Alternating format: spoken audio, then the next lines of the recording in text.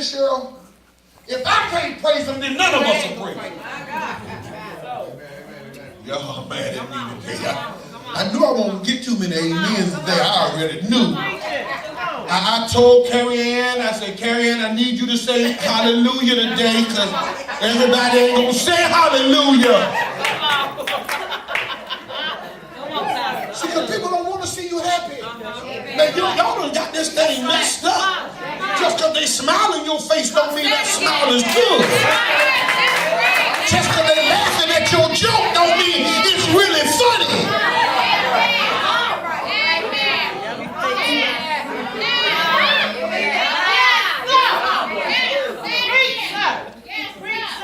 If I can't be happy, none of us will be happy. That's a selfish, sick person. And that person has no joy and don't want you to have any joy either. And you need to separate yourself. That's right. Hezekiah said, we're going to get sanctified. Hezekiah said, what we're going to do, we're going somewhere and get ourselves together. It's a shame. It's a shame that you're in a church full of folk don't want to see you delivered.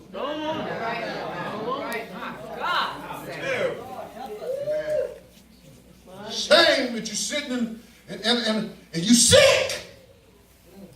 And this is the issue. You're sick. But watch this. But the church don't realize how sick they are.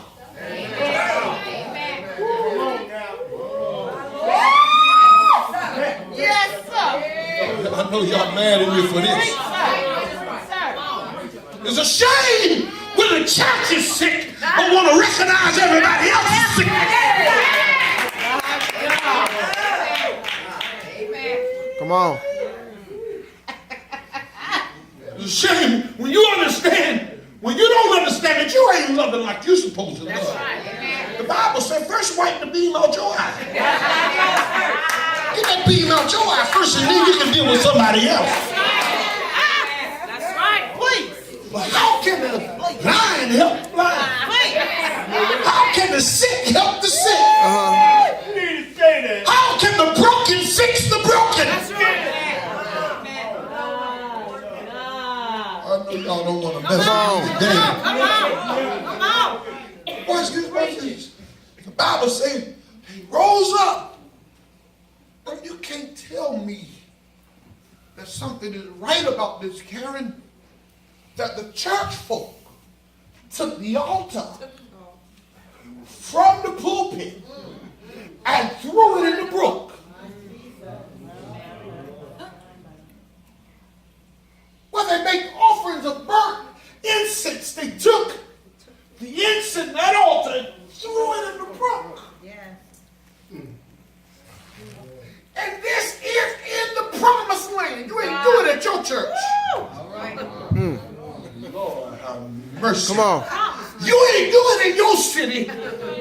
You waited until the people formed together to show out. Come on. Come on.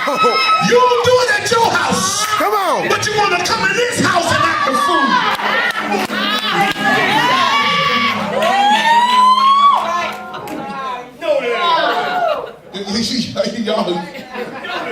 Y'all think I'm crazy, but I know what I'm talking about. This is what the scripture's saying. You want to keep your house clean, but you throw stuff in the church floor.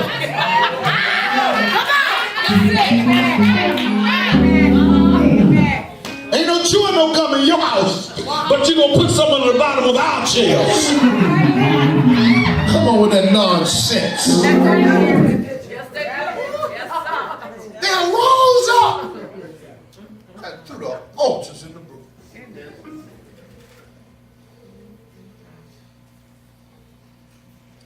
Let me read this to you.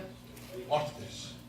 Verse 15 says, then they killed the Passover on the 14th day of the second month. Got mad. And watch this. And the priests and the Levites were ashamed Mama Cookie. And little Cookie. Listen to this. I need you to hear this. The Bible says, and the priests and the Levites were ashamed. Now watch this. The priests, meaning the men of God, the one that God spoke to. Now let me tell you what the Levites were. The Levites are the keepers of the church. Folk that was really here for ministry, really wanted their life to change. They didn't do it for an inheritance because the Levites didn't get inheritance. The Levites' inheritance was whatever God gave them. The one that's living on solely faith. Y'all ain't talking back to me. Come on. Levites say, the just shall live by faith. How many Levites I got in here that ain't coming here for no fashion nor form? I ain't coming here just to be in here. I'm here to get something from the Lord. If the Lord got a gift for me, I want what you got for me, God.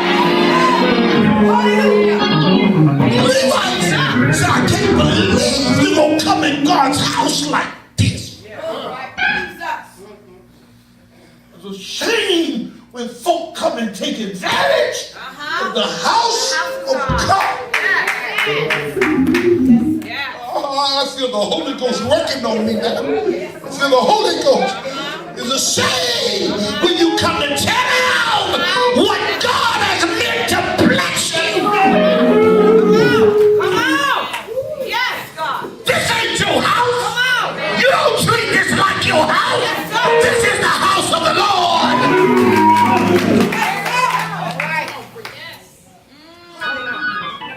The Bible said the Levites were ashamed. It's a shame when folk come in here and use it as a place of mockery. Come on.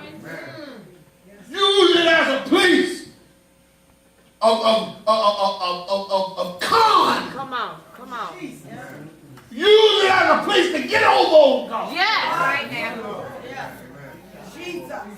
You come in here because you want something, not because you want to change.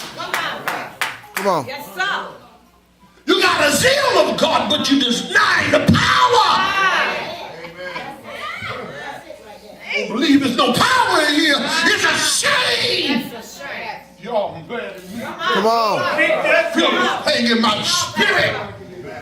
The real church, you know what the real church want to see? Ooh. Come on.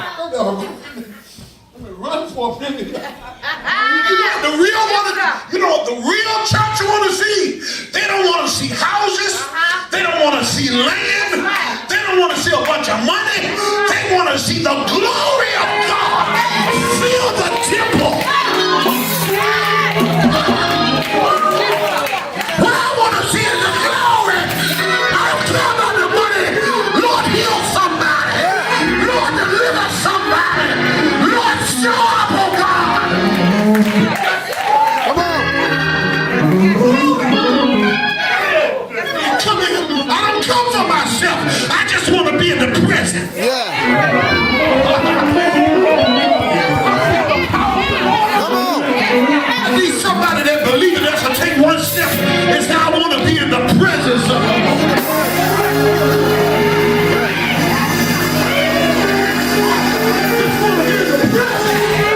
Because I know if I get in the presence, everything in my life will change. If I get in His presence, my money gonna change. If I get in His presence, my body gonna change.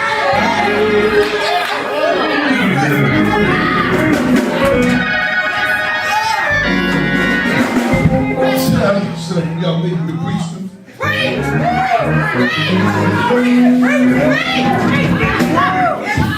Just want to keep it real simple. Hallelujah. We know that all things work together for the good of them that love the Lord and are called according to His purpose. We already know by His stripes we're healed. We already know above all He wants us to prosper. We ain't worried about that stuff. We want somebody to be set free. We want some change to drop off from